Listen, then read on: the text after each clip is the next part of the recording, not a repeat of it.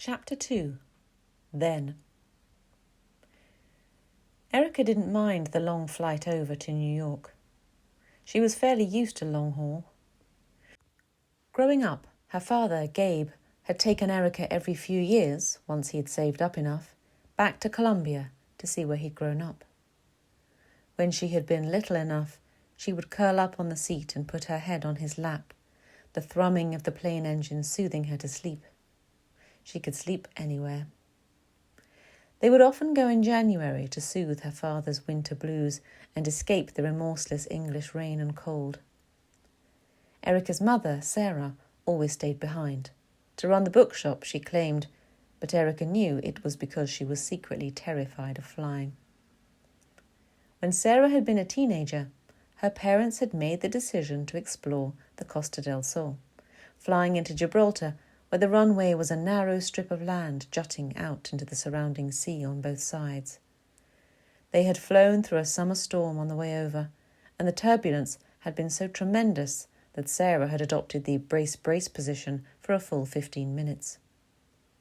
Coming into land, the pilot misjudged the approach, pulling the plane up sharply to avoid missing the landing strip entirely and going round for another loop. When it came to flying back home after their holiday, it was all Sarah's parents could do to convince her to get back on the plane. Erica's grandfather joked that it had been like trying to shove a cat into a carrier to take it to the vet. That she had planted her hands against the frame of the plane door and refused to go in, heckles up, hissing and spitting. Erica's grandfather would wink as he recounted the tale, saying he had to leave a trail of chocolate going into the plane and up to her seat to tempt her in. Sarah turned her eyes to the heavens and tutted whenever he trotted out this anecdote, but she still refused to ever set foot in one of those ridiculous metal birds again. Erica's father regularly checked the prices of flights to Columbia in the travel agent's window on the high street and saved his pocket money, as he called it. Other fathers Erica knew would spend their money on hobbies or drinks out with friends. But Gabe had managed to find the only 2 other Latino friends in their hometown and would spend his leisure time with them, drinking coffee and playing dominoes or card games for pennies doled out from a large glass jar and always replaced at the end of the afternoon. And so, once every few years, Sarah would drive her husband and daughter to the airport and always bid them farewell with the same request. "Bring me back a little slice of Columbia," she would say, cupping Erica's face in her hands. And that they did. In between noisy family reunions gathered round a fire cooking up pots of steaming sancocho, emphatic embraces from people she barely remembered from one trip to the next, and long, amiable afternoons playing marbles with cousins, second cousins, and a whole host of other regular drop-ins from the neighbourhood, Erica and her father would shop for souvenirs. They would wander around the bustling markets, and Erica would carefully select her mother's gift from that trip. Colourful woven fabrics and beadwork, a small terracotta vase, and on one occasion a black and white volteado hat, which her mother wore while working in the garden on sunny summer days. As Erica sat now on the plane headed for New York, she made a mental note to start saving as soon as she was able, to help pay for their next trip to Medellin. But in the meantime, a different sort of adventure awaited her across the Atlantic. Having graduated in fine art and art history, she had secured a year-long internship at the Met. A tearful Gabe had seen her off at the airport, furrowing his brow as he said, "This is the opportunity of a lifetime, eh?" "I know, Papa. I promise I'll make the most of it." "Bueno, pues, you better go. You don't want to miss your flight." Sarah hadn't gone to the airport with them, as her own mother had had a fall recently and was a bit shaken. Erica had worried about leaving her grandmother, but the formidable older woman wouldn't hear of delaying Erica's trip. "You go. Don't miss out on a single moment just because your old grandma falls off her own feet. I'd better cut down on my morning sherry," she said, winking at Erica. As the cabin crew ran through the safety demonstration, Erica smiled at the memory and sighed, then pulled her jacket tighter across her chest drew the airline blanket up over her shoulders, closed her eyes, and drifted off for most of the flight. As the wheels touched down with a bump at JFK Airport, the back of Erica's neck prickled in anticipation. This was definitely happening, a life-changing experience, everyone told her. She raked her fingers through the thick tumble of auburn curls, and the gold bangles she wore on her wrist caught the amber light of the setting sun funneled in through the aeroplane window. The process of making it through customs and immigration was as tedious and back-achingly long as she'd anticipated. The queues snaked back and forth, and Erica sat on the small trolley suitcase she had taken on the plane with her, pushing herself along with her feet while she read a book she'd taken from her parents' bookshop to keep her mind occupied. The man in front of her stopped abruptly, and she bumped into the back of his legs. Flustered, she glanced up and muttered a quick "sorry" before lifting the book back up in front of her face to hide her reddening cheeks. "No worries," he replied. He tilted his head to one side and squinted down at the title of the book she was reading. "Do you reckon it loses something in translation?" "Sorry, what?"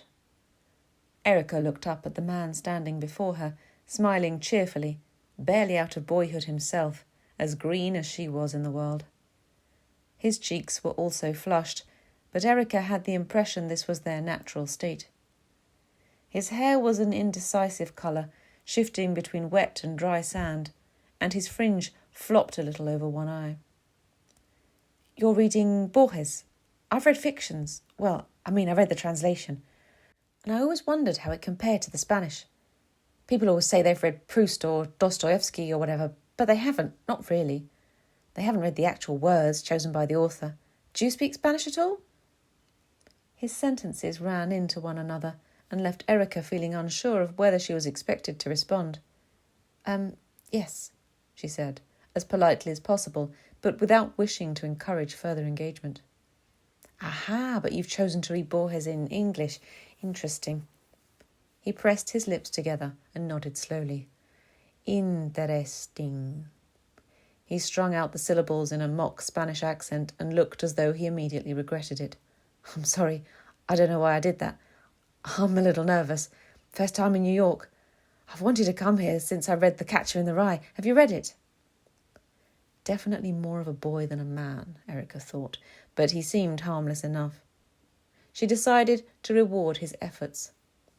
She dog-eared the corner of her book and smiled as she saw him wince. Her father would have been equally appalled and pained by such disregard for literature. "Well, actually, did you know that Borges himself preferred to read in English? He found it to be a finer language than Spanish."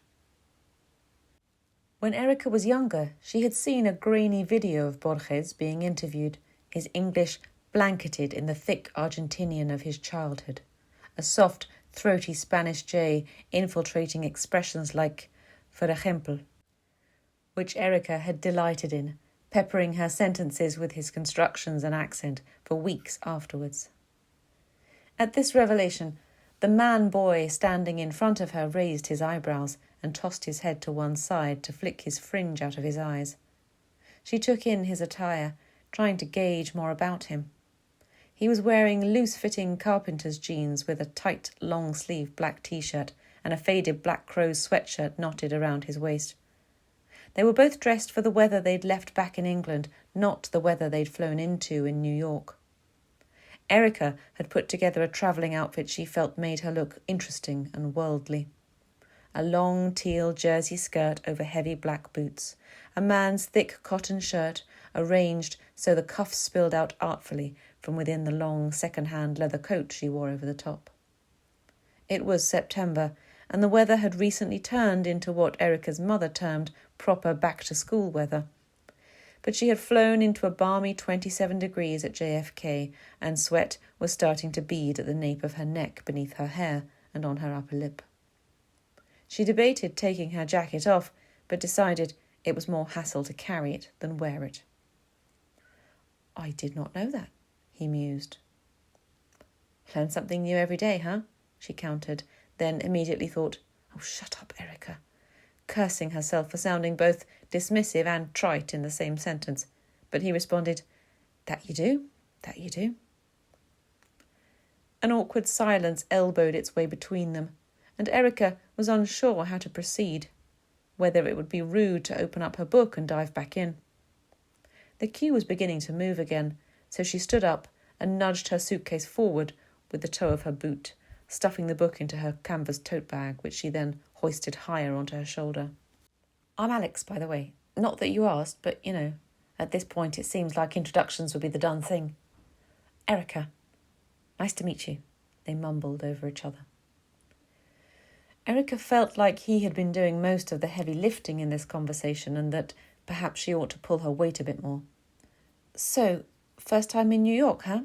she ventured. "Yes, I've read so much about it, though. This is a bit like a first date. I'm enrolled on the graduate program in English and American Lit at NYU. How about you?" "I'm about to start a 12-month internship at the Met. I studied fine art and art history at uni." "Oh, wow. I bet you must be excited." "Should be fun, yeah. Quite nerve-wracking, though," she admitted, gradually warming up to him and the distraction of having someone to talk to. "Not quite sure what to expect, really. They put me in touch with another international intern and we're going to share a room together." "Well, that should be good. Someone to settle in with. I'm in student accommodation, some place called Washington Square Village. It's right next to the uni."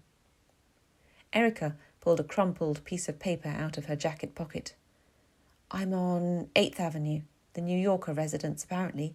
No idea where that is, really." "Yeah, sorry, can't help you with that one. Novice New Yorker and all that." "I'm sure in no time at all we'll be hailing taxis and yelling at people as if we'd lived here our whole lives," Erica joked. The line moved again, and Alex was beckoned over by a surly-looking customs officer. He turned back to Erica and gave her a mock grimace. "Wish me luck," he murmured through clenched teeth, and walked with hunched determination towards the counter. Erica laughed to herself softly and saw that she was being called by another officer a few stations further down. The port of entry interview was short and perfunctory, the customs and immigration officer playing her role to cliched perfection, flustering Erica as she fumbled for her paperwork to prove her right to enter the so-called land of the free.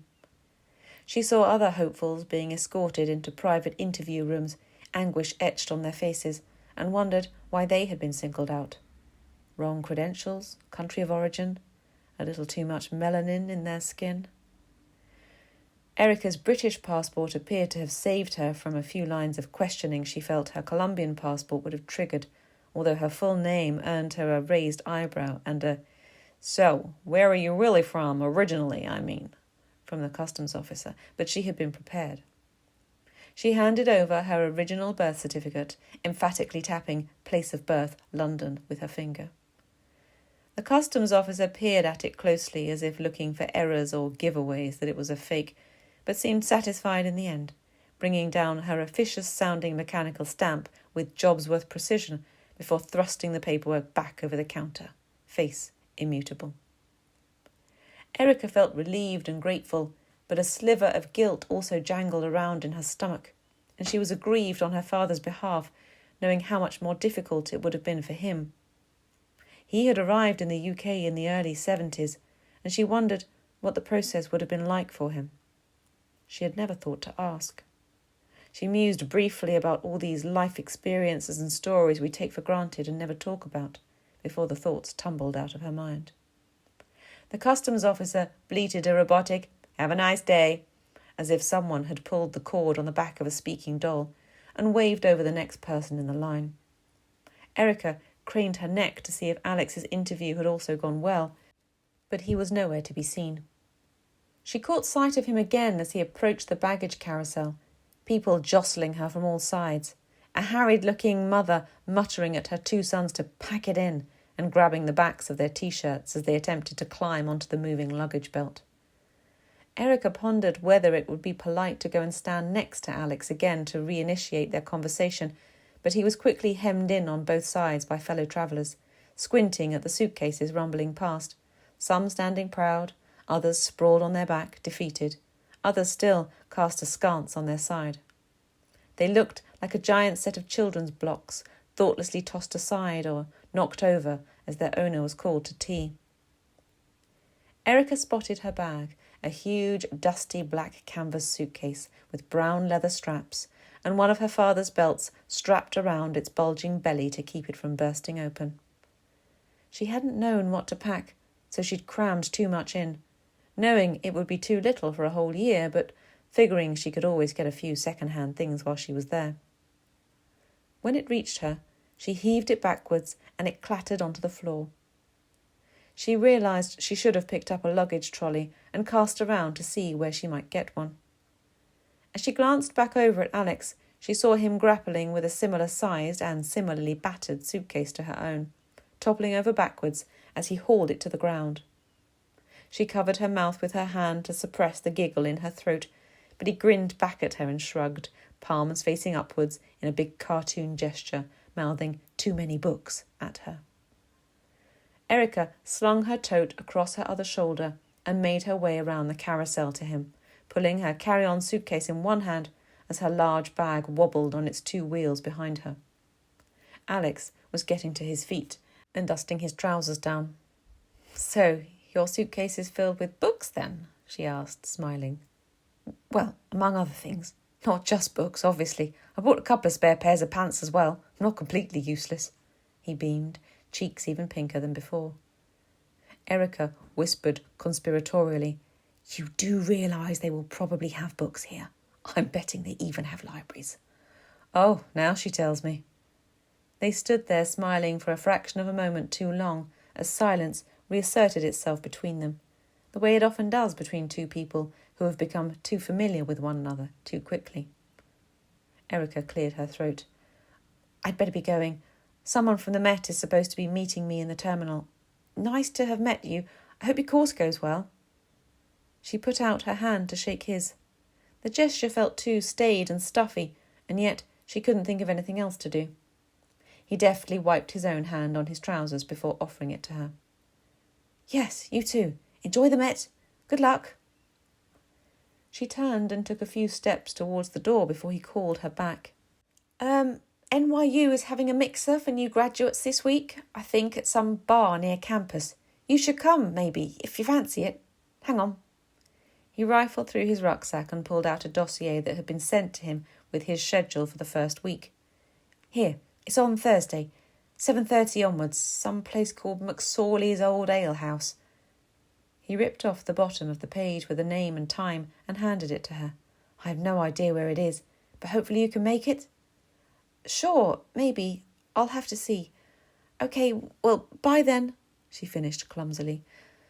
Stuffing the piece of paper in her pocket, she rebalanced all her bags again, puffed air upwards in a vain attempt to cool herself down, and ambled off towards the arrivals hall, trailing her suitcase unsteadily behind her.